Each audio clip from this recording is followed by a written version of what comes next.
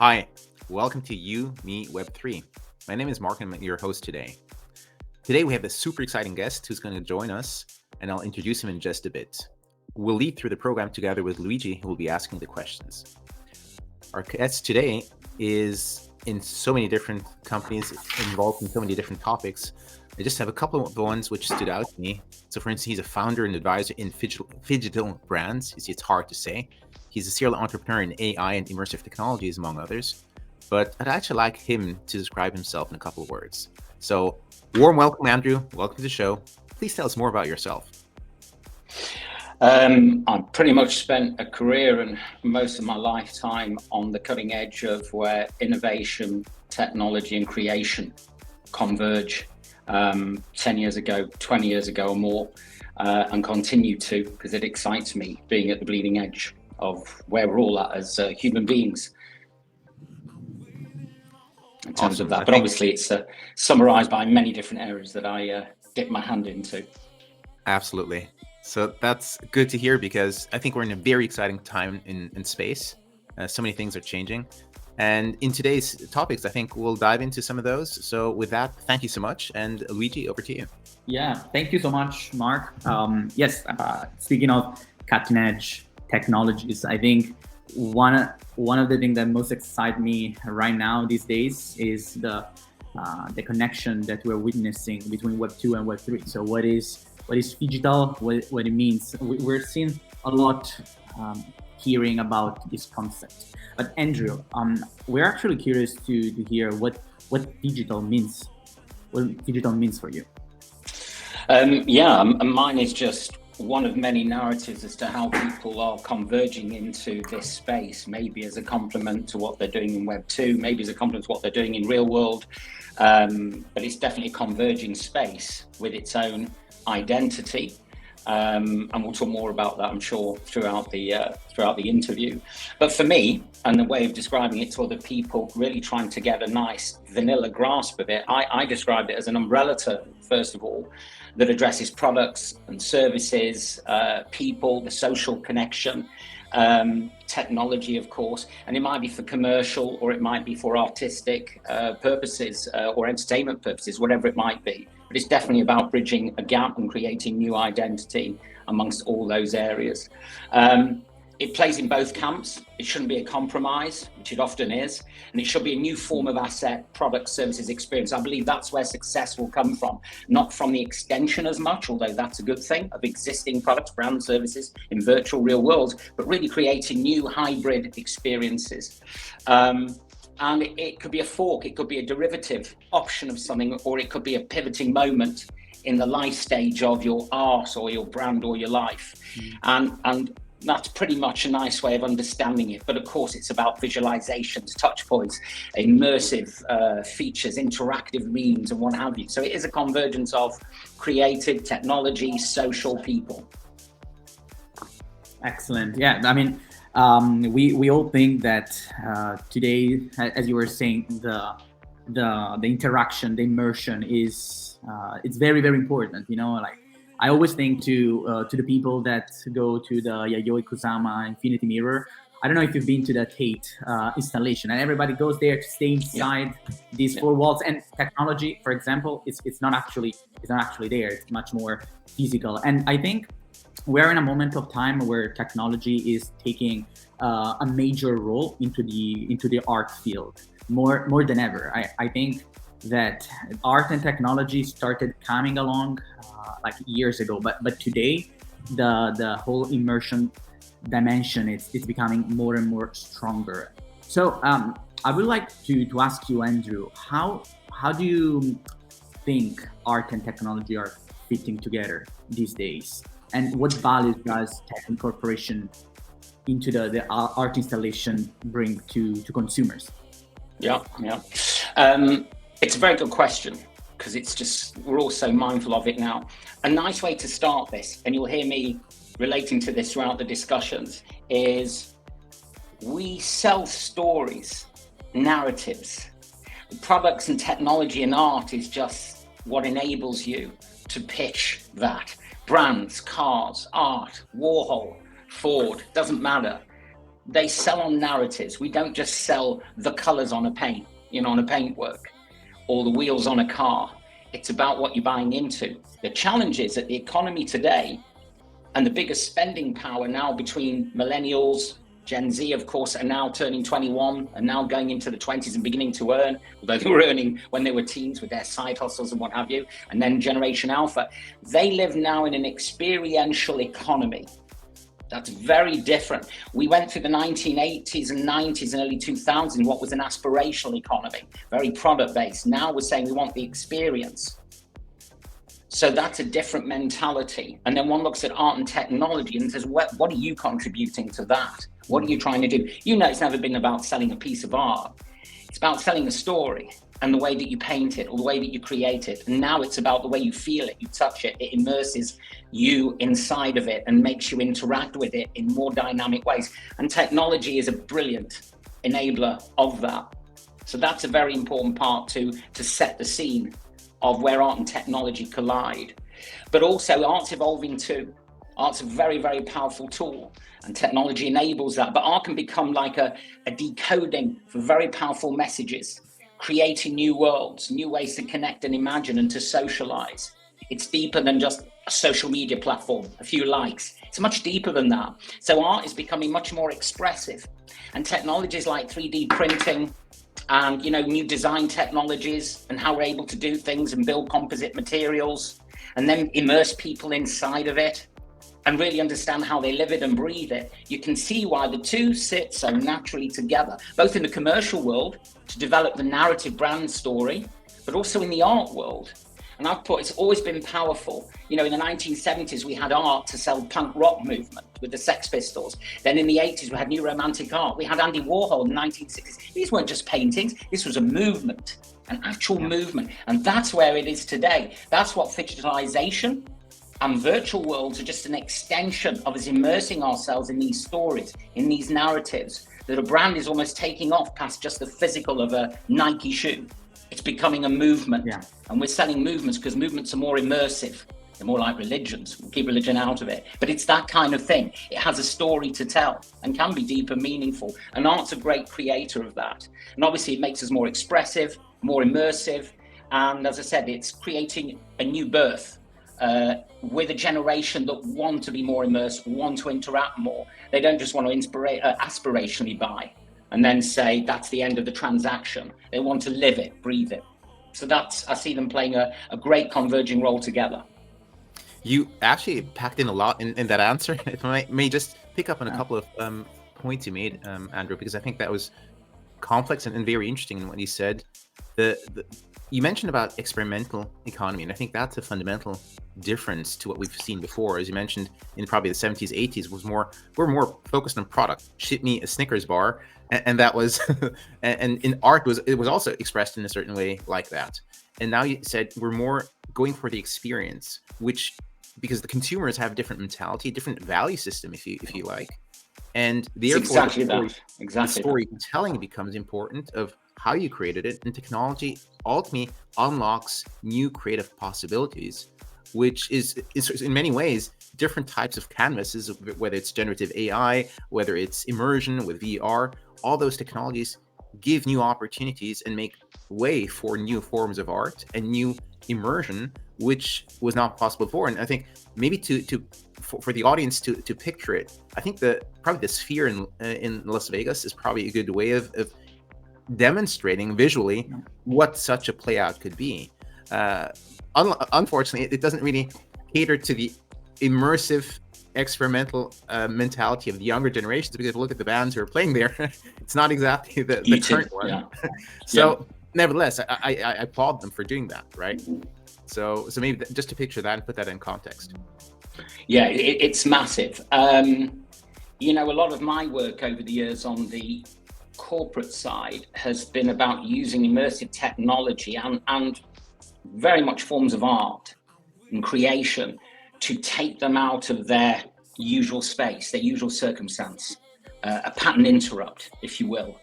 And the Sphere and VR and all these things are powerful in the sense that if they are creatively, I will always say You cannot be successful on technology alone, unless you're selling hardware. That's cool, and platforms, and fine. At the end of the day with social media, they turned around and said, we're giving you the platform, we're giving you the software, but the dreaming is up to you and what you do with it and what you create and what movements you create. Here, we're in those extensive means. I'd like to challenge that with the Sphere. It's a great example. Is for sure that cost of that is $2 billion, and it went $1 billion over budget. So slightly prohibitive to 99.9% of the world's population. Yeah. But nevertheless, what's very important is I had a client last week who do leadership, immersive initiatives for the world's top CEOs and leaders. And the programs are great, but they try and be immersive. And what they're trying to do is just create constant new ideas, new rooms, new experiences, new things to touch and so on. But it's not working so well for various reasons. And the reality is, I said to them, we're going to start with a total undefined black space, a warehouse where they can't see themselves and they can't see a wall or a ceiling. And we're going to build up with images and lights and cubes and decisions being made. And they are going to prowess their brain to actually think in patterns. But what we're really doing there, as I said, we need to control the narrative through immersive technologies, through immersive and creative approaches. So whether it's the Sphere or whether it's a blank space, I think the creatives like me treat it as a blank canvas first and build on it to control the narrative better. And of course, we're using technology and we're using art form to immerse them in it, to elicit a certain feeling or actions or reactions, whatever it might be. So they all play a part. It just depends on what you're trying to do. But I think there's an element of having confidence and control over what you're trying to present and get them immersed and interact with. That's very hard. All the technology in the world doesn't give you the answer. That just helps you enable it. But you're absolutely right. It's becoming very expansive. And this is so new. I mean, it's not an industry in its own right. It's growing and morphing out of others. And then, as you say, connecting together like art and technology do. And I like that you mentioned rights, because if you look at art, and now going way back in time, if you think about a canvas, the canvas has white by default. Right. So in a certain way, it sets the stage as this is the benchmark. And now you're creating something on top of that layer of white. And that actually gives us a preconception of what art will end up looking like, because we just add some colors onto something white. And that's sort of the old thinking, which is interesting. Rice, because in Japan, they were treating white as a color, not as a default. Yeah. So from a mentality standpoint, in Japan, it was very different. And that's why you have different layouts in art. And I think that's an interesting thing to say, because if we're looking at the immersion, we need to start from not a white space, but from empty space, actually. Yes. And then layer the capabilities of technology, etc., on top of it. Yeah. Part of the challenges of the metaverse is creatively, the form is already created, so you're inhibited. It'd be like me giving you a canvas and saying, well, it's blue, actually. There's no white, and you can only use 3 paints. And so on, and well, that is the enemy of creation.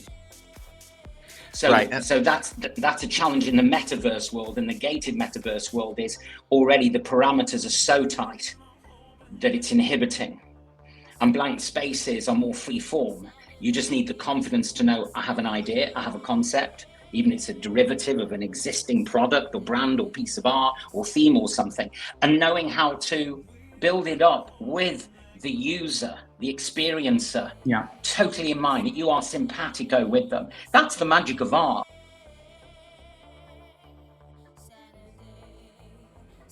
So we were discussing about the intersection of art and technology, and I wanted to add up a few considerations to what both of you, Andrew and Mark, were saying, and it's the financial dimension that it's very important and very big in the intersection between art and technology, because I mean the immersion, I think we all think it's super cool, we love it, the Sphere, fantastic, but as you, Andrew, said, it costs billions of dollars. And so this makes me think, who is actually capable of giving people this sort of artistic experience? Because at the end of the day, it ended up just the richer, perhaps, is the one more capable of actually doing something. And I feel this is a big challenge, because perhaps I can be an incredible artist, but I don't have the money for doing an immersive tech art installation. And someone else that has the team and everything, he can just do it. I mean, it's quite similar to the current art world, I feel sometimes. So how do you feel about this economic dimension that is very strong, and also which direction it can give to the art world and art trends in it, of course? Yeah. Well, first of all, I'd say one should be inspired, for example, by the music world. Is that anyone can pick up an acoustic guitar and buy it for $50 and create the most incredible songs and call yourself Ed Sheeran. He didn't need technology to become bigger than most global brands. And art is no difference. There's nothing stopping you going painting. And these days, with all the applications, even someone like me can create incredible work. And last year was the birth of generative AI. And when I say it's a game changer, apart from all the people that are knocking it because they're jealous of the fact that one can produce an incredible image that might have taken months and 30 guys charging full whack for producing it, can be created in a matter of milliseconds. What it's doing is that technology is speeding up the gap of ideation and realization dramatically, like we've never seen before. It's a revolution. It is a revolution. This is never before. I am communicating in ways with people I couldn't do 12 months ago. It's that profound. And what can happen is also, you must understand is, I can take you in a black room, a dark room with nothing, and pop a balloon at the back of your head without you seeing coming. And I can elicit reactions from you. I can immerse you in something by simply using color. In the Tate a few years ago, one of the famous artists, she literally blows colored floating steam into a room, orange steam that you cannot see the walls or the ceiling. And it was an incredibly immersive experience, especially with 50 people around you walking through a room and you can't even see each other's faces. So one thing you should learn as being an artist, being a creative, is we don't need money to express. Rule number one, money is irrelevant in terms of that. The sphere only costs 2 billion because what you're trying to do is literally create a world. I have to be quite frank, it's fantastic, but I could recreate exactly the same experience for you in a VR headset for whatever, $200,000. It's just that it's for 18,000 people every night for the rest of eternity. It's a way of making money and it's brilliantly done. It's genius. But at the end of the day, we can go scale down and down and down. And I don't believe the winners will be the ones with the money. As I said to you, I could give you all the technology and the money in the world, but the artist in the bedroom that has an imagination that has no limitations will always be more profound and will always connect with people. Art is about connecting. It's about communicating. At the end of the day, sometimes the artist is selfish, as I said, and sometimes he does it to win over the people and make them dream and believe that narrative. So I don't believe that there's a correlation in terms of that. And in fact, brands are the most guilty, saying if we throw crazy money into this, like metaverse, for example, if we spend enough money, they will come. It's like Field of Dreams, alternative reality. I don't agree with it at all. It's not where the best creative people are. Of course, it can help realize bigger and bigger dreams. I run an immersive yacht company that charge anywhere between $500,000 to $2 million per experience, but my clients are billionaires, so it's not going to break them, and their expectations are high, but it's very unique. And frankly speaking, their greatest feeling could be something that costs nothing, that holds a memory in their mind. And we did that once with projections in an old castle in Greece, and the people were crying. The families were crying. We brought back their entire life and their past using AI and images projected on walls and floors and through cracks. And it's got nothing to do with spend. I hope that kind of begins to give confidence to everybody that it's your mind that's the most powerful.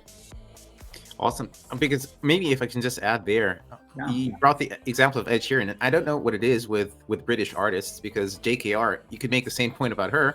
She basically scribbled down Harry Potter on whatever paper she found and became the most celebrated author. And go ahead. It comes from a school of thought. I think his name was Frankel. He was a concentration camp inmate working in slave labor. And no need to describe how crap life was for him. And he used to look out the window, the dirty, tiny, stained window, and see the butterfly in the meadow past the railings. And he imagined himself as that butterfly.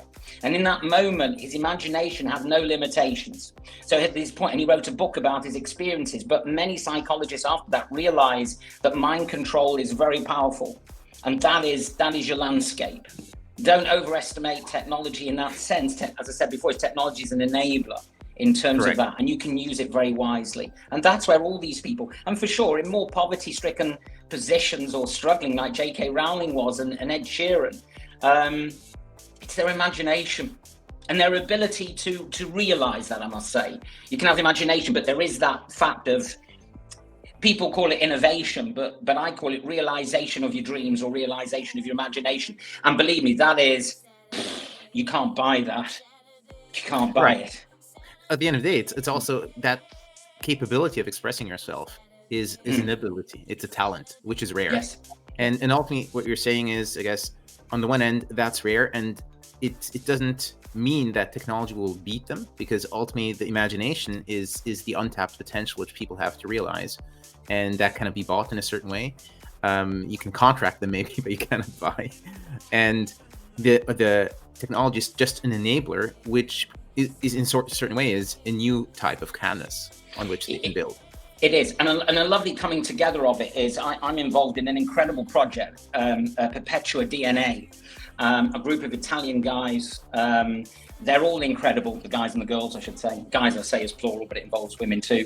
And they take DNA and they create a color palette from that DNA. And then the DNA is taken from someone famous. And we use that to actually, with artists, to create a whole new picture. But in that picture is the DNA that can be retro-engineered to be recreated in 1,000 years' time and sealed in a capsule, a time capsule.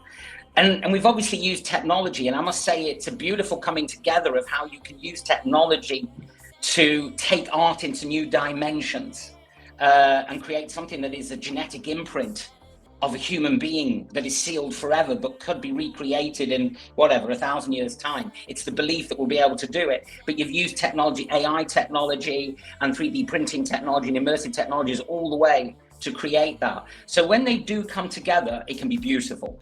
And that creates, people's demands and desires and wanting new things when you see that. That's the wonder of art. It opens up your eyes. So in many ways, this is a pledge for creators. It enables a lot. It's a new world for them. It doesn't have barriers, as I mentioned, because in many ways also, if you think about generative AI, for the first time we have a technology which is not tied to hardware.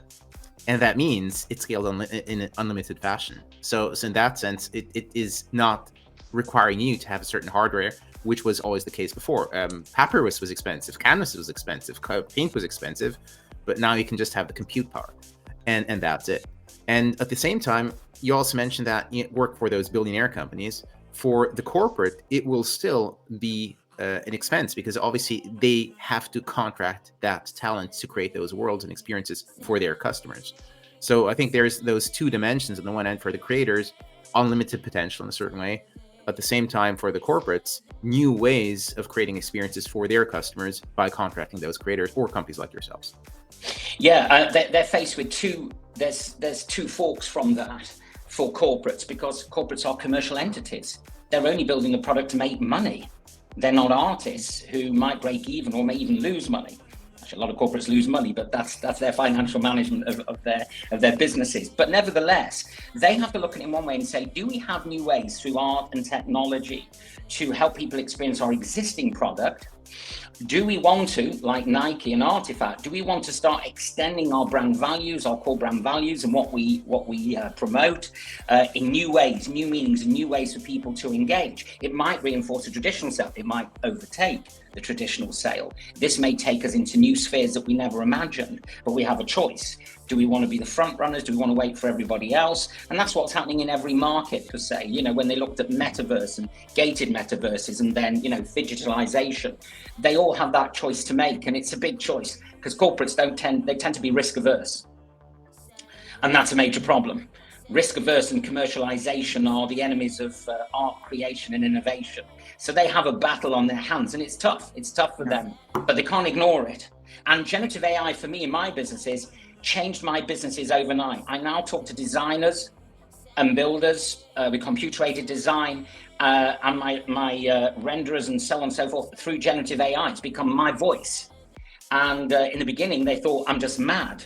But I've managed to realistically use it in a way where I can communicate with actual architects and designers in building structures that didn't exist before. And the truth is, no one would have thought of it. But it was inspired by my dreams and how I control the generative AI. It's a whole new language. This is a whole new world.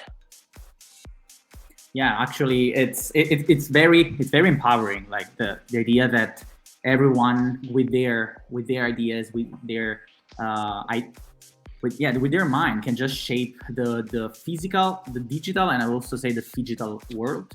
And I would like to ask you, and also to our listeners, how do you think people can be ahead of the curve in this trend? Because these markets are they're very complicated to navigate. So what would you suggest? Lesson number one: stop listening, stop watching, stop copying. You will fail. You will be a poor imitation of what's already out there successfully. Switch off Gary V, bless him, nice guy. Switch off everyone. And I'll tell you the reason why, and I'm guilty of it too. I've got a brilliant analogy for everyone. In many times in technology, just for argument's sake, I deal with people in Scandinavia, for example. And I would sit down with them and they'd show me what they have and what they've created on the boundaries of art, creation and technology, immersive technologies, all these areas. It's astounding. It feels like it's been built in a vacuum, like they don't talk to anyone, they don't see anyone, they don't even have a decent market. The minute they build something, they've got to leave Scandinavia and come and market in Europe or North America. And yet, they're so much more innovative than people like me. And I realized that what it was that my ears were so attuned and I spent so much time watching everybody else that everything I was coming out was just a product that was a reaction to what already exists.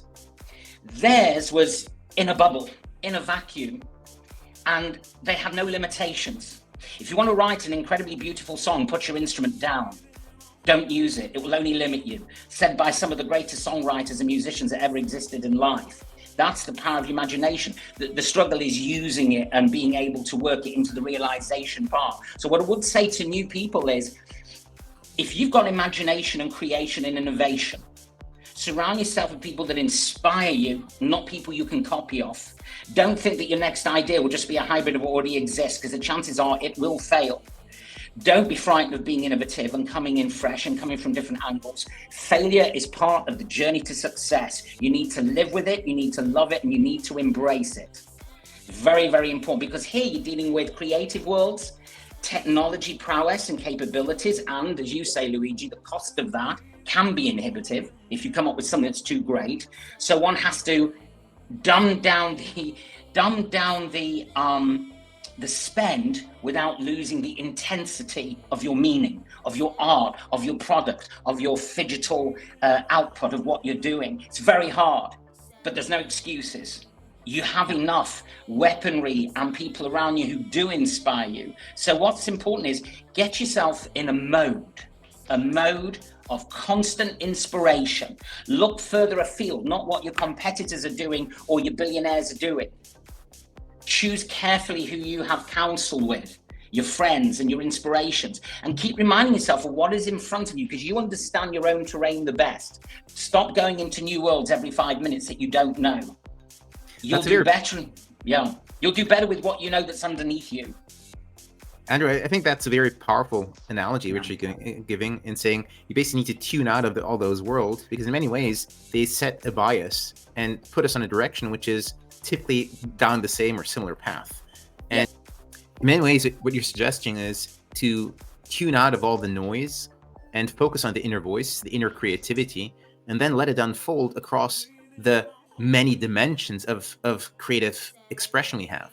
And what I'm saying by that is, and I think that's what you're saying, this message is technology gives us so many new and more capabilities in addition to what we already have from the physical, and therefore the ways of expressing and ways of creating immersion are unlike anything before.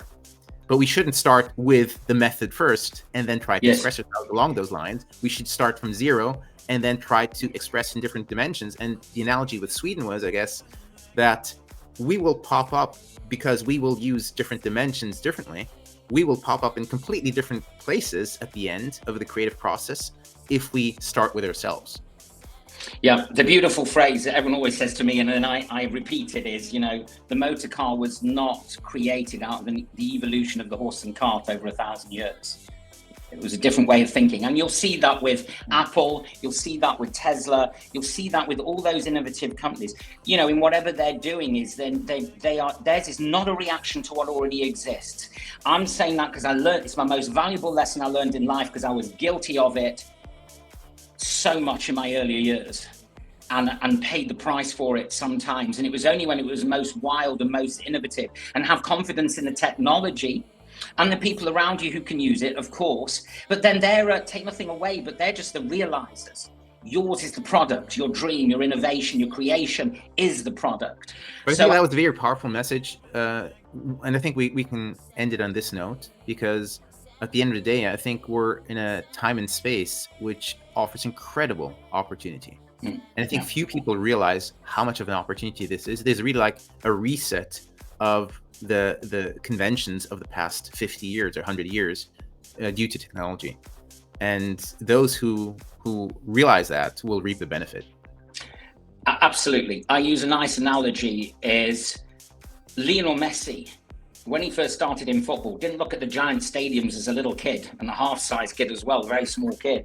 And the goals and where the white lines are and where the crowds will be and everything to understand what he could do. All he did do was look down at the ball and then look around, and he realized that he could see faster and understand and comprehend faster than everybody else. And he had that with an ability to pass the ball, to run past players, etc., etc. So it was about in the moment with the ball, not the context. The technology is the stadium, the goals, the fans. They'll come through so long as you hone in on your skill and your idea and your concept, and the rest will follow through. Really, as I always say, no one intended to be a billionaire. It just was the result of a very successful thought process of ideation to realization. That's the best way of ending. Fantastic. Thank you so much for that summary. Well, thanks a lot for the inspiration, Andrew. It was great having you here today. With that, thanks to all of you for tuning in. And this was You, Me, Web3. Have a good day.